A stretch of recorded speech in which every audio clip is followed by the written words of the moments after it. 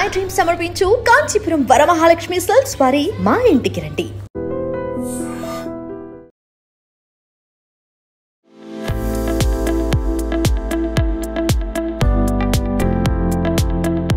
ప్రీతి నిగమ్ గారు అంటే 3 డికేడ్స్ ఆవిడ స్మాల్ స్క్రీన్ లో ఒక వెలుగు వెలిగారు.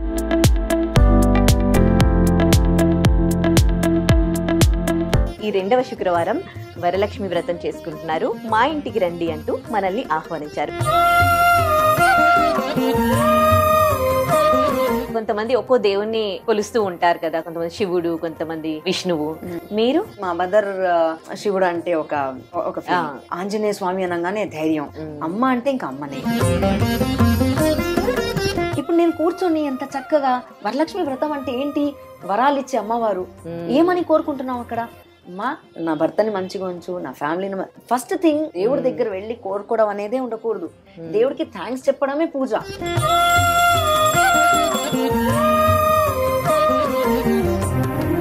బయట నుంచి చూసే వాళ్ళు ఏమనుకుంటారంటే, అరే హ్యాపీగా చాలా ఆపర్చునిటీస్ వస్తున్నాయి, చాలా నటించారు, సంపాదించుకున్నారు. సింగిల్ సెంటెన్స్ ఏముంటుంది తెలుసా? దూరపు కొండలు నునుపు. కాంచీపురం వరమహాలక్ష్మి వారు మీకు ఒక బ్యూటిఫుల్ పట్టు శారీ పంపించారు. Thank you so much for this beautiful sari.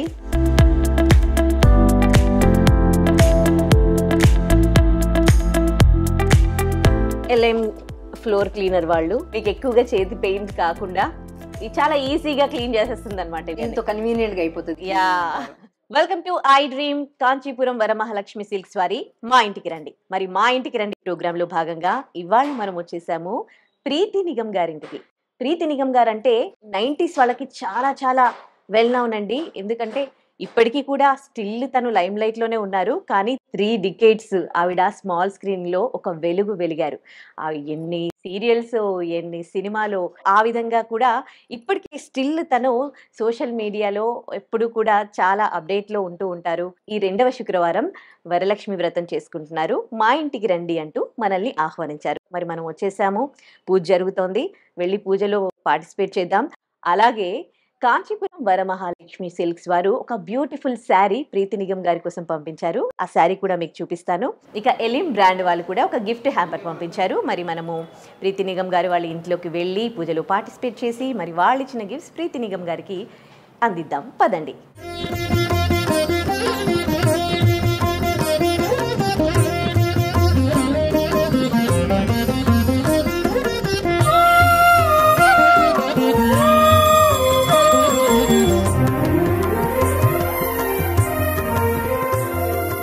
Happy Varalakshmi వ్రతం. థ్యాంక్ యూ అండి. వరలక్ష్మి వ్రతం ఐడి వ్యూవర్స్ అందరికీ కూడా, మీరందరూ కూడా అమ్మవారి పూజ చక్కగా చేసుకొని అమ్మవారి ఆశీస్సులు మీ అందరి మీద ఉండాలి అని కోరుకుంటున్నాను. Thank you so much. చాలా చక్కగా చేసుకున్నారు. ఈ విధంగా అమ్మవారి దర్శనాలు చాలా చోట చేసుకుంటున్నారు అనుకుంటాను.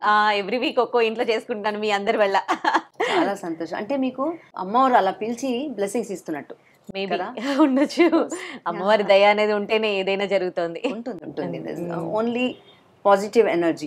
అమ్మ అంటేనే పాజిటివ్ ఎనర్జీ. కరెక్ట్. సో ఎప్పుడు ఎవ్రీ ఇయర్ ఇలాగే చేసుకుంటారండి మీరు? పూజ మాత్రం నాకు ఒకటి అలవాటు ఏంటంటే, ప్రతి సంవత్సరం మామూలు పూజ అయితే అన్ని డైలీ అయితే మా వారే పూజ చేస్తారు, రెడీ చేయడం, పూజ ఆయన చేస్తారు. వరలక్ష్మి పూజ ఒకటి, వినాయక చవితి మాత్రం కంపల్సరీ మా ఇంటికి పూజారి వస్తారు, గురుగారు వస్తారు, ఆయన పూజ చేయిస్తారు. అది మాకు అలవాటు. మోర్ కావాల్సింది ఏంటి, పూజ, నైవేద్యం, అవన్నీ సవ్యంగా జరిగాయి. అది that is more important. Correct మీరు అన్నది. జనరల్ గా కొంతమంది ఒక్కో దేవుణ్ణి కొలుస్తూ ఉంటారు కదా, కొంతమంది శివుడు, కొంతమంది విష్ణువు. మీరు? దేవుళ్ళందరూ కూడా నాకు ఇష్టమే. ఓకే. దేవుళ్ళ దగ్గరే ఒక్కొక్కసారి అవుతుంది కదా, నాకు ఆంజనేయ స్వామి ఇష్టం, నాకు శివుడు అంటే ఇష్టం, అలా. బట్ నో డౌట్ చిన్నప్పటి నుంచి మా మదర్ సోమవారాలు ఎక్కువ శివుడిని ఎక్కువ పూజ చేసేవాళ్ళు కాబట్టి శివుడు అంటే ఒక ఆంజనేయ స్వామి అనగానే ధైర్యం, ఆ విధంగా. అమ్మ అంటే ఇంకా అమ్మనే. సో అమ్మ అంటే చెప్పనే అక్కర్లేదు. మనం అమ్మ దగ్గర గొడవ పడవచ్చు, అమ్మ దగ్గర అడగొచ్చు, అమ్మ దగ్గర బుజ్జగించవచ్చు, ప్రేమించవచ్చు, లాలించవచ్చు, అన్ని చేయొచ్చు.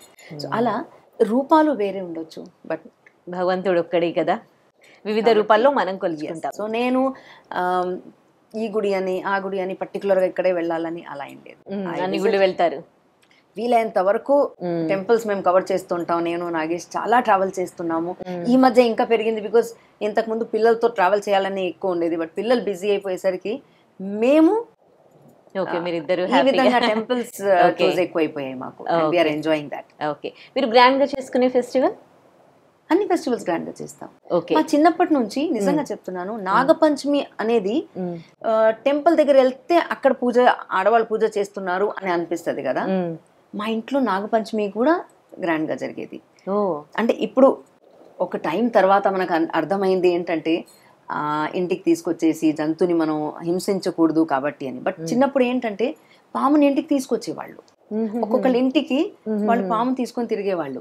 మనం ఏంటి పూజ చేస్తున్నామని. బట్ ఓకే, పుట్ట దగ్గర వెళ్ళి పూజ చేయడం. అమ్మవారి ఇంట్లో మా మమ్మీ ఏంటంటే డ్రా కూడా చేసేసి అలా పెట్టేసి పూజ చేసేవాళ్ళు. లేదా వెండి ఒక పాము మా ఇంట్లో కూడా ఇప్పుడు కూడా ఉంది, స్నేక్. అది అలా అలా పూజ చేసుకోవడం. సో నాగపంచమి నుంచి స్టార్ట్ అవుతుంది కాబట్టి ఆ ఫెస్టివల్ కూడా అలాగే.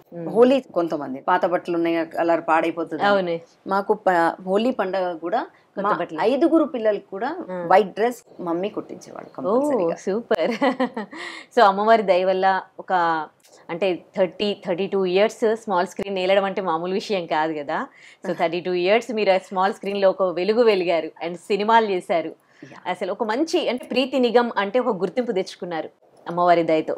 ఎలా అనిపిస్తుంది? అంటే నిజంగా చెప్పాలంటే ప్రేక్షకులే మన దేవుడు అన్నమాట. వాళ్ళకే నేను థ్యాంక్స్ అని చెప్పుకోవాలి. ఎందుకంటే వాళ్ళు చూశారు, నచ్చింది అన్నారు, ఆదరించారు, అభిమానించారు.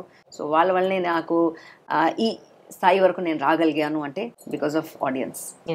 ఇప్పుడు కూడా సోషల్ మీడియాలో చాలా యాక్టివ్ గా ఉంటున్నారు కదా, బ్లాగ్స్ చేస్తూ ఉన్నారు కదా. కొన్ని బ్లాగ్స్ కొంచెం గ్యాప్ వచ్చింది, నో డౌట్. అంటే ఫ్యామిలీ లైఫ్, షూటింగ్ ఇవన్నీ బ్యాలెన్స్ చేస్తూ వీడియోస్ చేయాలి అంటే ఒక్కొక్కసారి కుదరట్లేదు. కుదిరి మనం పెట్టిన బహుశా ఆడియన్స్ కి ఇది కాదు, ఇది కావాలి, అది కాదు అని కొంచెం చూసిగా కూడా ఉండొచ్చు. బట్ నేను మాత్రం నేను ఎలా ఉన్నానో అదే పెట్టగలుగుతాను.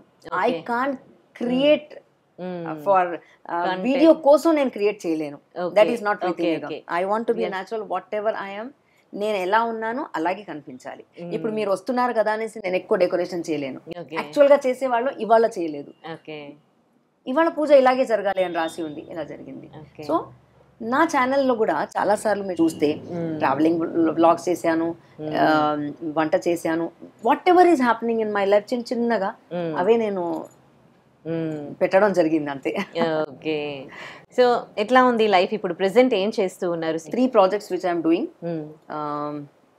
అమ్మకు ప్రేమతో అని జెమినీలో ఉంది, కలిసి ఉందాం రా ఈటీవీలో ఉంది, and which is really giving me good mileage again.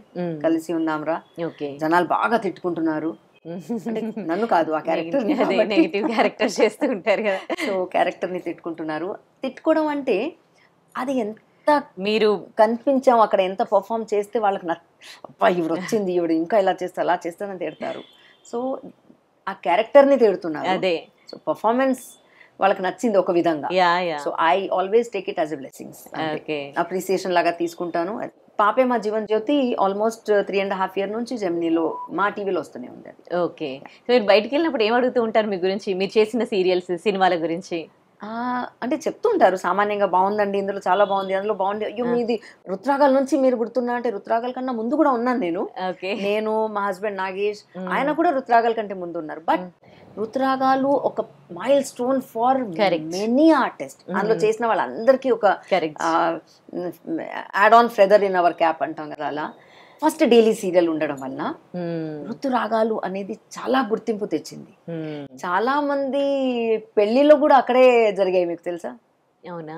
చాలా మంది పెళ్లిలు అంటే రాజీవ్ సుమ, నేను, శృతి, అలా అలా అందులో టెక్నీషియన్స్ కూడా ఉన్నారు. అలా చాలా మంది అందులో అంటే ఆల్మోస్ట్ దగ్గర దగ్గర ఏజ్ గ్రూప్ వాళ్ళే ఉన్నారు కాబట్టి పెళ్లిలు జరిగాయి. స్టూడెంట్ నెంబర్ 1 లో కూడా మీ మీద సాంగ్ కూడా చాలా అట్లా గుర్తుంది నాకు. పేరు అసలు సాంగ్ లోనే ఒక పేరు వచ్చింది. అది నేను యాక్చువల్ గా సాంగ్ కదా, ఆ సాంగ్ నేను ఇప్పటిదాకా తెలుగు మూవీస్, హిందీ చేశాను, తెలుగు మూవీసే చేయలేదు. ఒక సాంగ్ తో వెళ్ళి చేస్తే ఏం బాగుంటుంది, ఎక్కడో అది ఏదో ఇలా కనిపిస్తాము అనేసి వద్దు అనుకున్నాను. బట్ నిజంగా థ్యాంక్స్ టు రాఘవేంద్రరావు గారు, ఆఫీస్ నుంచి నాకు ఫోన్ వచ్చింది, రాజమౌళి గారే నాతో మాట్లాడారు. అంటే అప్పుడు ఆయన టీంలో ఉన్నారు కాబట్టి, డైరెక్షన్ డిపార్ట్మెంట్ లో ఉన్నారు కాబట్టి ఆయనే మాట్లాడారు. నేను అప్పుడు ఇది ఎక్స్ప్రెస్ కూడా చేశాను, ఒక సాంగ్ లో ఇప్పటిదాకా నేను చేయక జస్ట్ ఒక సాంగ్ లో ఎందుకు అనేసి. బట్ శాంతి నివాసం అని సీరియల్ చేస్తున్నాను.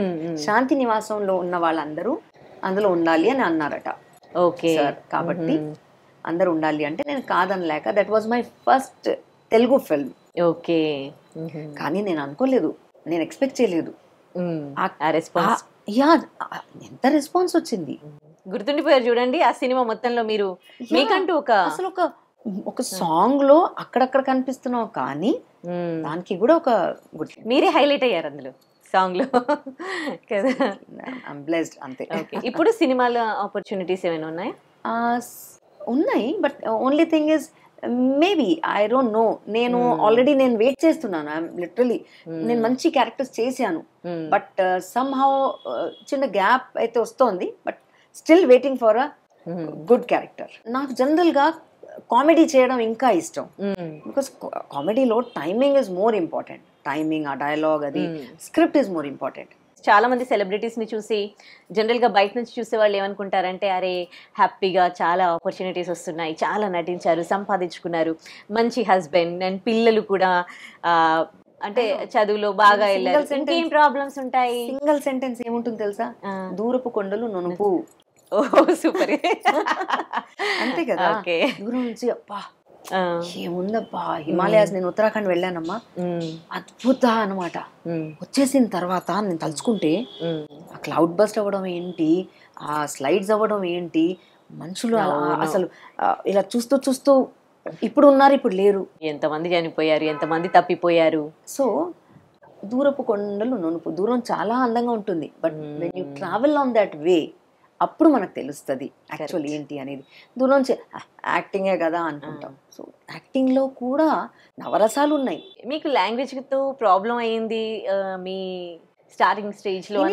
ఇనిషియల్ స్టేజ్ లో ఏంటంటే ఇంట్లో హిందీ మాట్లాడే వాళ్ళం, అనుకోకుండా ఇంట్లో మాకు యాడ్ ఆన్ ఏమనాలి, పని మనిషి అనడం ఇష్టం లేదు, బట్ అంటే సర్వెంట్ అనడం ఇష్టం లేదు నాకు. సో హెల్పర్ ఎవరైతే వచ్చేదో తను మహారాష్ట్రియన్, సో పక్కన గుజరాతీస్, ఇక్కడ గోస్వామీస్. సో మొత్తం హిందీ అట్మాస్ఫియరే ఉంది, కానీ తెలుగు లేదు. తెలుగు స్కూల్లో అతి కష్టంగా పాసింగ్ మార్క్స్ వచ్చేవి, అతి కష్టంగా పాసింగ్ మార్క్స్ వచ్చేవి. బట్ ఐ డోంట్ నో, నా పిల్లలిద్దరు తెలుగు చాలా చక్కగా మాట్లాడేస్తారు, నా కూతురు నాకన్నా బాగా చదివేస్తుంది, she did very well. So అప్పుడు అలా ఉండేది. కానీ script thanks to Manjula Naidu garu, ఎందుకంటే అప్పుడు ఆన్లైన్ అని స్టార్ట్ చేసాం కాబట్టి స్క్రిప్ట్ నాకు కార్లో ఇంటికి వచ్చేది. ఆ స్క్రిప్ట్ మొత్తం పక్కన మాకు కస్తూరి ఆంటీ, ఆవిడ దగ్గర కూర్చుంటే ఆవిడ తెలుగు చదువుతుంటే నేను ఇంగ్లీష్ లో రాసుకునేదాన్ని. ఆ ఇంగ్లీష్ లో రాసుకొని మగప్ చేయడం, స్కెడ్యూల్ స్టార్ట్ అయింది అంటే ఆ స్క్రిప్ట్ మొత్తం ప్రిపేర్ అయి ఉండేవాళ్ళం. ఇప్పుడు మేము షూటింగ్ లో అంత ప్రాంప్టింగ్ మీద చెప్తున్నాము, ఇంతకు ముందు మేము ప్రాంప్టింగే తీసుకునే వాళ్ళం కాదు. ఎంత వర్క్ ఉంటుంది చూడండి అసలు. ఇప్పుడు మాట్లాడుతుంటే స్పాట్ లో స్పాంటినిటీగా మాట్లాడడం ఏంటంటే అది రియాలిటీ.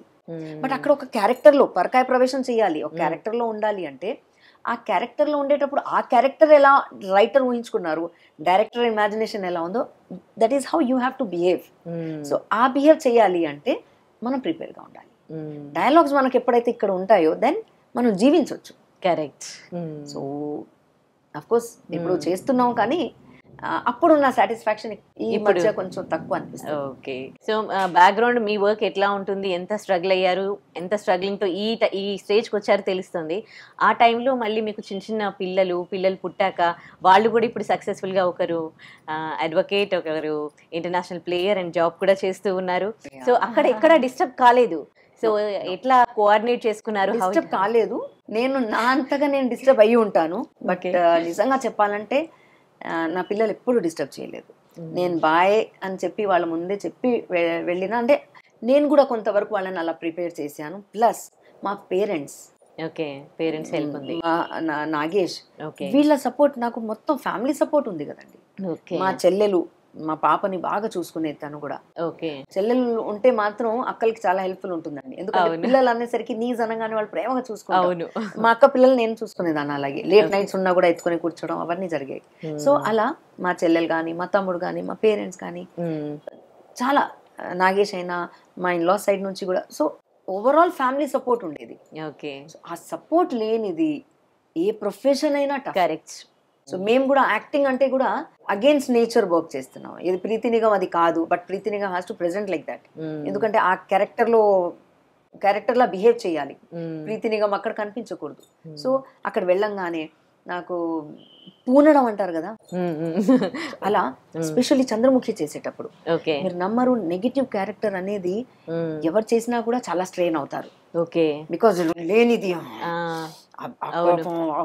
తెలియకుండానే పళ్ళు బిగించేస్తూ ఉంటాము. నరాలన్నీ స్ట్రెయిన్ అవుతాయి.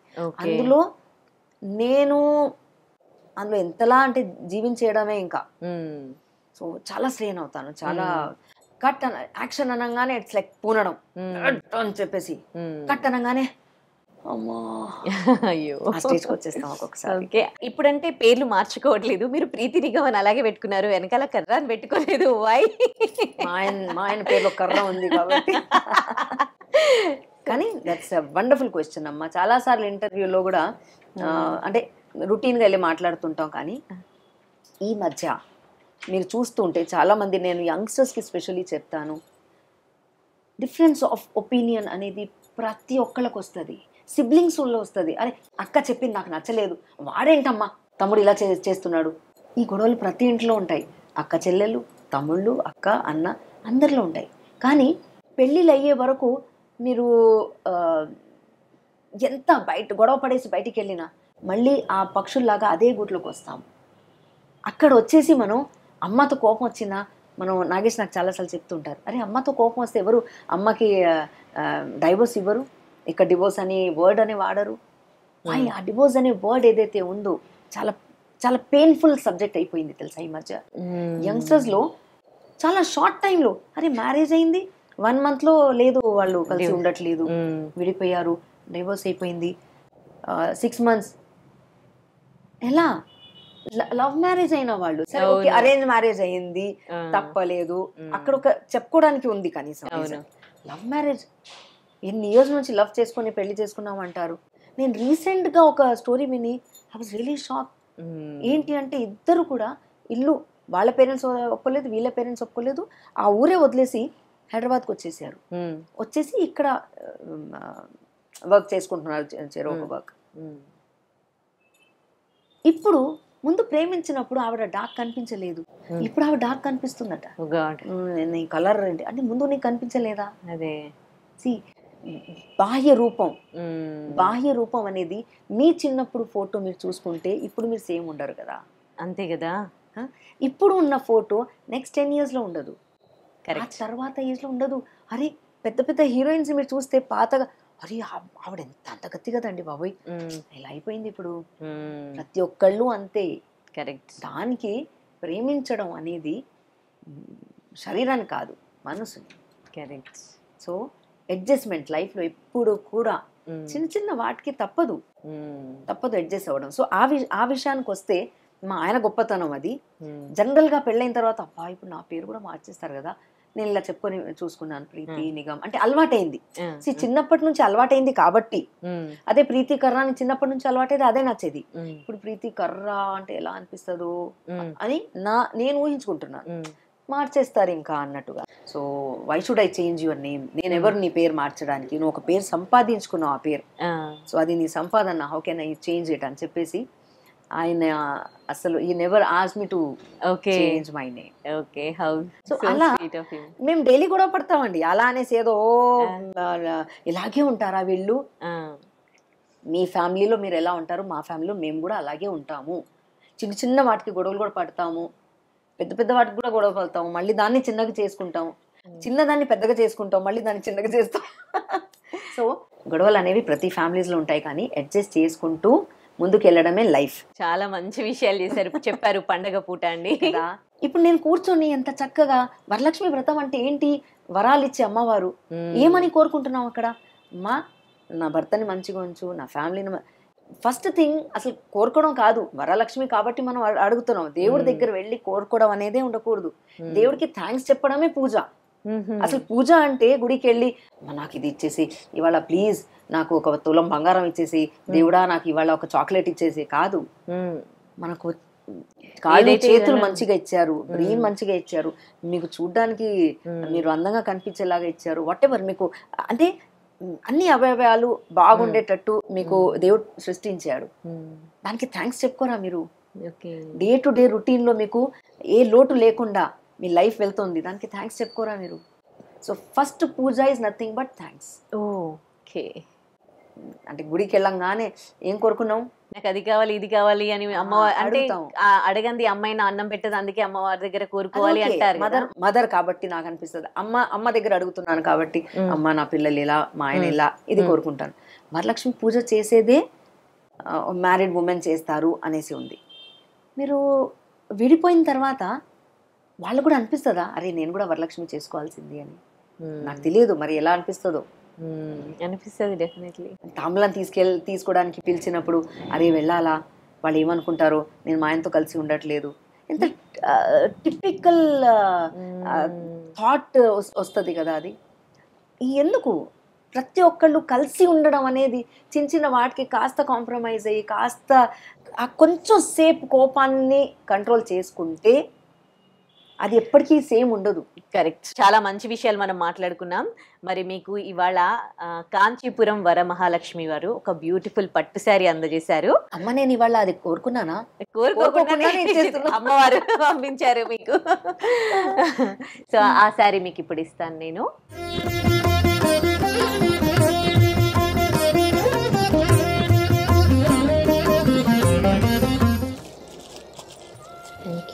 God bless you. Thank you so much. నేనే నచ్చిన వాళ్ళు కాబట్టి నేను చేస్తాను. Thank you.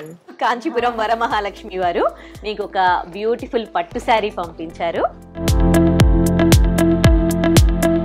Thank you so much for this beautiful sari. ఎందుకంటే నా దగ్గర ఈ కలర్ శారీ లేదు. Okay, nice. Nice combination. Next పూజకి ఇదే శారీ కట్టుకోవాలి మీరు. 1 year దాకా నేను వెయిట్ చేయాలి ఈ చీర కట్టుకోవడానికి. ఆడవాళ్ళు ఆగగలుగుతారా ఇలా? ఇప్పుడు వెంటనే బ్లౌజ్ ఎప్పుడు స్టిచ్ అవుతుందో అవ్వకపోయినా కూడా నెక్స్ట్ డేనే రాఖీ కూడా ఉంది, కట్టేస్తే రాఖీ కట్టేసుకోండి, వాళ్ళు full happy. Thank you so much. Varamahalakshmi వాళ్ళకి ఒక మంచి సారీ. వరలక్ష్మి రోజు ఈ పూజ చేసుకున్న తర్వాత చక్కగా మా ఇంటికి ఇంకో మహాలక్ష్మిని పంపించి ఆవిడ చేత నాకు ఈ సారీ ఇవ్వడం చాలా హ్యాపీగా ఉంది. Thank you so much. Thank you. ఇంకొక గిఫ్ట్ కూడా ఉంది మీకు. ఏంటో అమ్మ నేను అడగకుండా నేను ఫ్లోర్ క్లీనర్. మీరు అన్నారు కదా అమ్మవారిని ఏం కోరుకోవద్దు, అమ్మవారు ఇస్తుంది అన్ని. జస్ట్ థ్యాంక్స్ చెప్తూ ఉన్నారు కదా. ఓకే. ఎల్ఎం ఫ్లోర్ క్లీనర్ వాళ్ళు మళ్ళీ నెక్స్ట్ ఫెస్టివల్ కి మీరంతా కూడా ఇల్లు ఎక్కువగా కష్టపడకుండా క్లీన్ చేసుకోవడానికి కడుక్కో తుడుచుకో క్లీనింగ్ పనిలోనే ఉండమని చెప్పి ఇస్తున్నారు వీళ్ళు. ఇది మీకు ఎక్కువగా చేతి పెయింట్ కాకుండా చాలా ఈజీగా క్లీన్ చేసేస్తుంది అనమాట. దీంతో కన్వీనియంట్ గా అయిపోతుంది. యా. సో ఎనీవేస్ ఎలిమ్, thank you so much for this gift voucher. Thank you.